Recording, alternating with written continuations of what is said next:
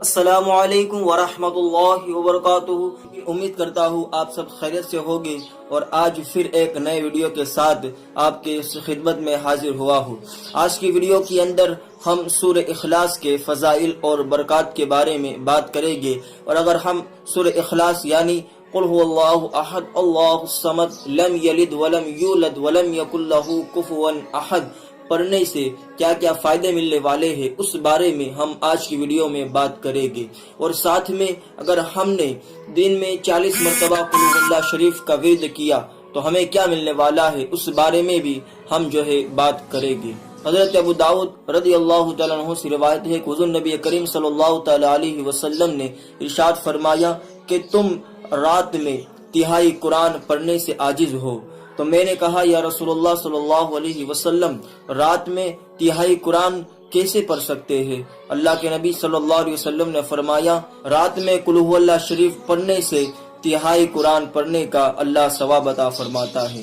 اسی طریقے سے حضرت عائشہ صدیقہ رضی اللہ تعالیٰ عنہا سے روایت ہے، وہ فرماتی ہے کہ ایک دستے کو جنگ کے لیے روانہ کیا۔ اس دستے کے اندر ایک شخص تھا جو سارے لوگوں کو قل هو اللہ شریف کا ورد کرواتا تھا، تلاوت کرواتا تھا۔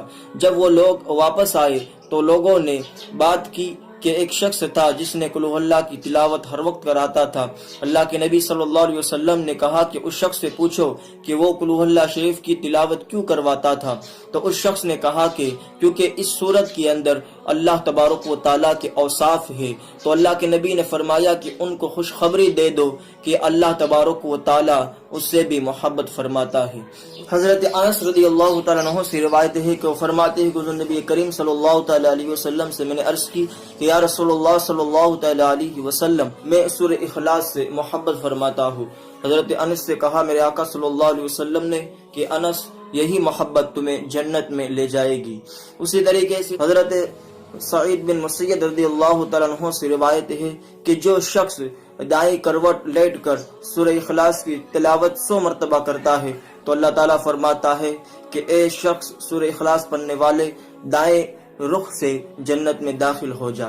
اسی طریقے سے ایک اور روایت ملتی ہے کہ حضور نبی کریم صلی اللہ تعالیٰ علیہ وسلم نے فرمایا کہ جو شخص دن میں 11 مرتبہ سورہ اخلاص پڑھتا ہے اللہ تعالیٰ اس کے لیے جنت میں ایک محل عطا فرماتا ہے۔ جو شخص 20 مرتبہ پڑھتا ہے اسے 2 عطا فرماتا ہے۔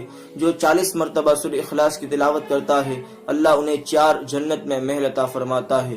حضور نبی کریم صلی اللہ تعالیٰ علیہ وسلم کی بہت سی حدیثیں سورہ اخلاص کے فضائل کے بارے میں ملتی ہے۔ تو آج کے لیے اتنا ہی۔ ویڈیو پسند آیا ہو تو دل سے لائک کر کے زیادہ سے زیادہ شیئر کر دیجئے، اور چینل کو سبسکرائب کر کے ساتھ میں بیل آئیکن دبا کر آنے والی نئی ویڈیو کے اپڈیٹ سب سے پہلے پائے۔